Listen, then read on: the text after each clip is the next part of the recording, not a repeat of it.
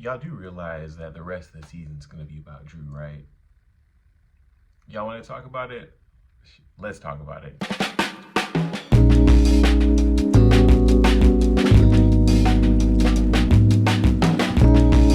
What is up, you guys? Welcome back to Leo Reviews. I'm your boy Leo, and today we are here to review The Real Housewives of Atlanta, Season 15. I want to say this is episode 11. It will be right. It'll be right in the description. Don't worry about it. Before we get started, please do all the YouTube things. Like, comment, subscribe. And hey, if you want to see more of this face, let's get it. So we pick up back where we left off. You know, Drew and Sheree, they're having this whole conversation. They're arguing back and forth, and Drew ends up getting it from the table and walking away crying.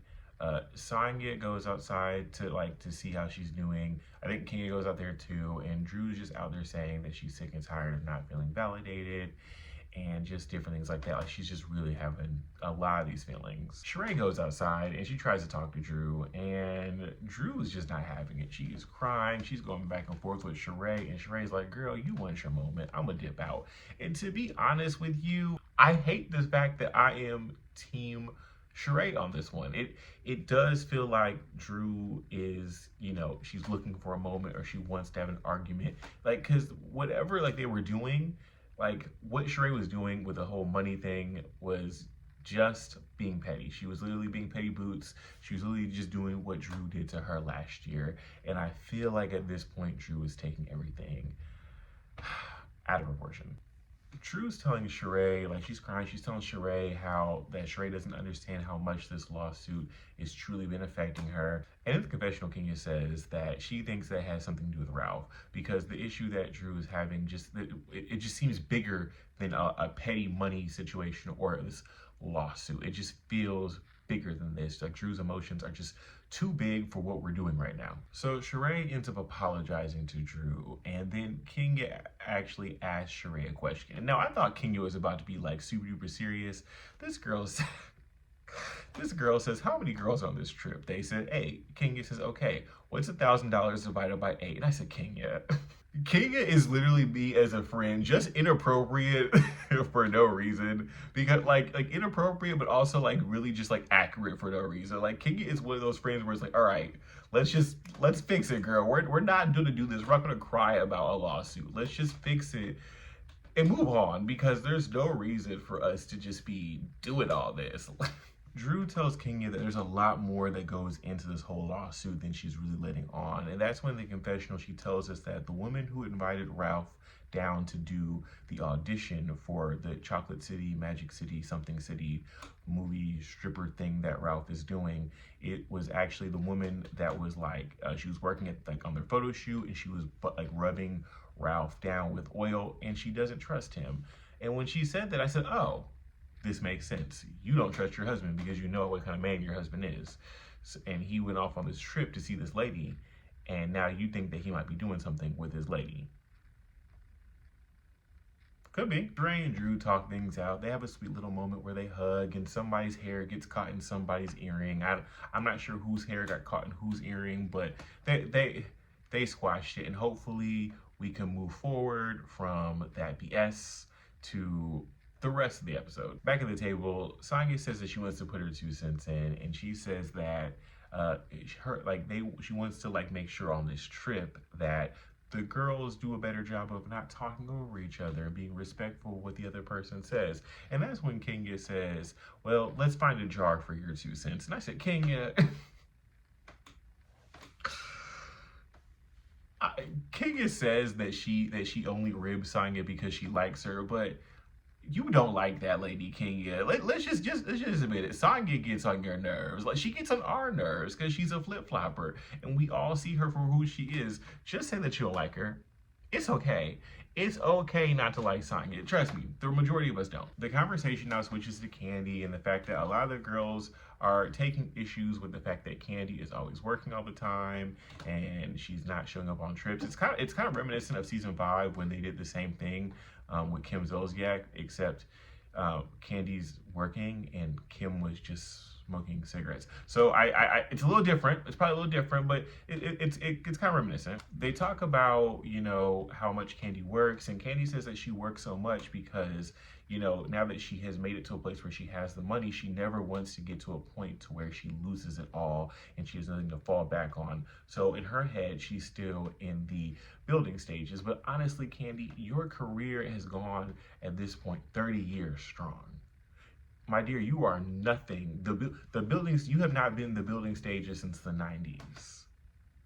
It's time to sit back and smell a rose, at least one. So now it's day 2 in Portugal, and we see a whole montage of the girls getting ready. I guess they're getting ready to go to the market. They're gonna be like picking out food, and then they're gonna have a personal chef take them to a restaurant and then cook the food that they pick out. Not much really was happening. So at this point, the girls are waiting in the Sprinter van, and they're waiting, and they're waiting, and they're waiting, and the only one person who they're waiting for is Kenya, because Kenya is just taking her sweet old time. But as she's walking out, having her little diva moment, she slips and falls, and she says she hurts her back. And that's when she has to get taken to the ER, and Candy goes with her to go to the ER in Portugal. And we see Courtney talking with Drew, and Courtney says that this is Kenya's karma because Kenya is a mean girl. And I'm trying to figure out, when has Kenya ever been a mean girl to Courtney? Because the only time I've really seen you guys go back and forth was when, Kenya, when you were defending Marlo, Kenya was defending Candy, and then y'all started beefing about it, and then you started touching her, and she said, "Don't touch me." How does that make her a mean girl? Once again, all she did was just tell you a boundary. I don't know why sometimes people believe that we can't have boundaries, or if someone tells you a boundary is automatically we're being mean, or a person is being rude. No, it's just a boundary. If I tell you not to touch me, that's not me being mean to you. It's just, girl, social distance. Something tells me that Drew's going to take this back to Kenya, and I feel like Kenya and Courtney are probably going to beef through the rest of the season as well. The whole scene with the girls going to the market, and I guess there was a rabbit that they said at a BBL. Nothing about that scene was interesting.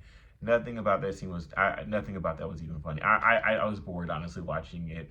Meanwhile, Candy and Kenya are still at the ER, and they are waiting in line to get seen by a doctor.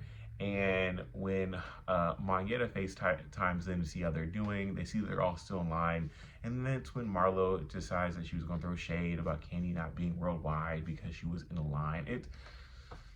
Skip it. So they get to dinner, the chef is making them their food, and they start talking about Kenya and Candy, and they start talking about how Kenya said that Marlo's date with the guy, I think his name is Scott Lee, was just a Tinder date and it wasn't like a real thing.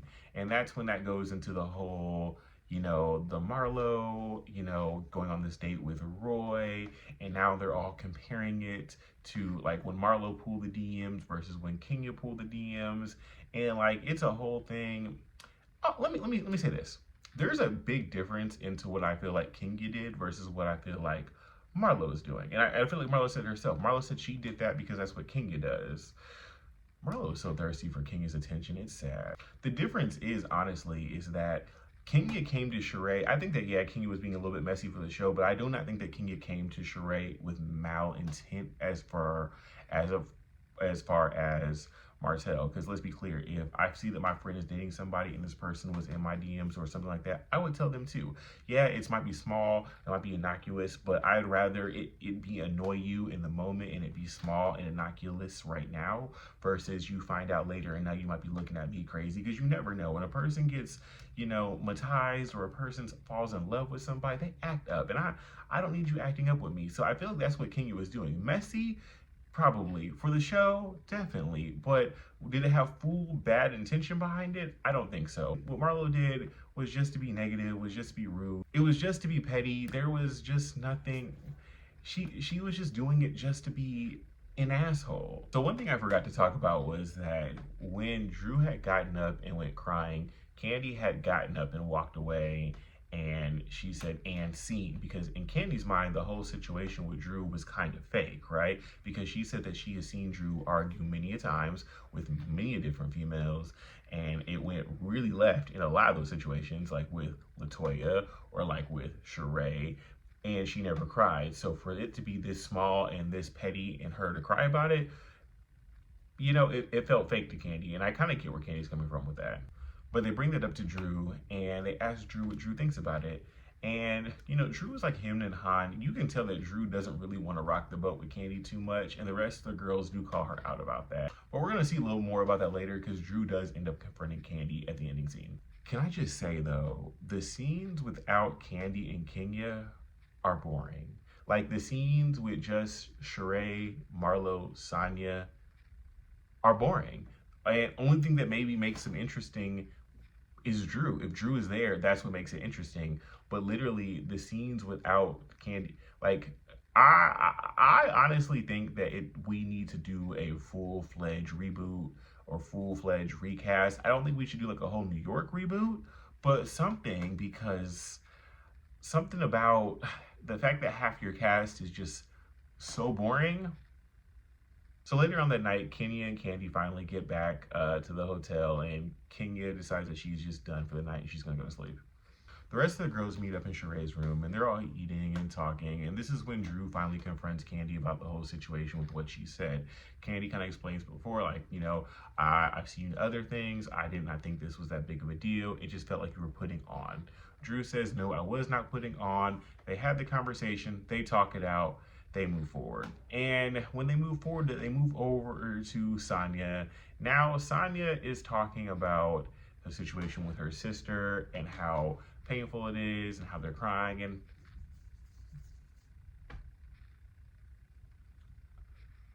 I don't care.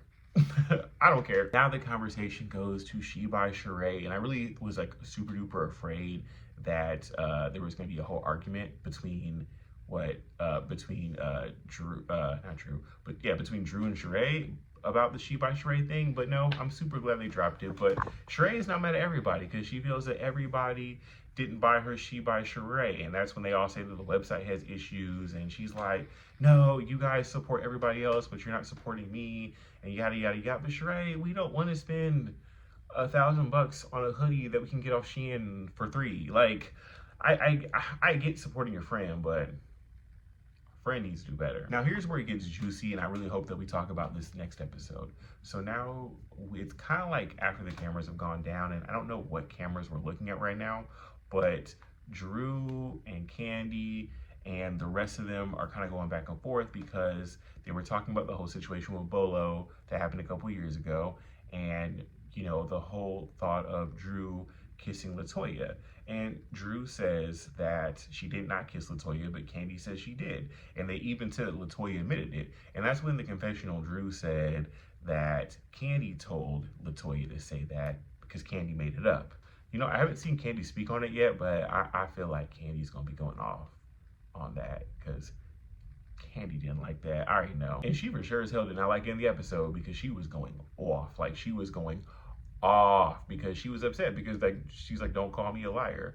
And that's when we get clips of seeing further down the line in the season, and there's going to be a lot of talk with Drew kissing girls. And I'm here, you know, if there's one housewife that's delivering this season on this cast, it's Drew. It's Drew. Drew definitely has Drew's earned her spot as a housewife. I honestly feel like, I remember when I first saw Drew, her first season was that season 12, 13, 14, whatever. I wasn't really here for Drew at first. I did not think that Drew would be a good housewife, but Drew delivers. I'm excited to see what the rest of the season is going to be with Drew and her storyline and the whole thing with that basketball player Ty. I'm interested. I saw it on the blog, so I'm interested to see, you know, how it plays out on the show. But anyways, guys, thank you so much for watching. That is my review. Please do all the YouTube things, like, comment, subscribe. I'd love to hear your thoughts. You've heard my thoughts. And until then, see you next time.